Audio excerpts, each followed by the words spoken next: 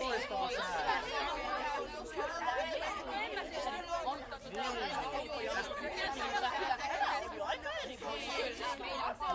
todella jännittävää. Ensimmäistä kertaa elämässä katsomaan Jousua.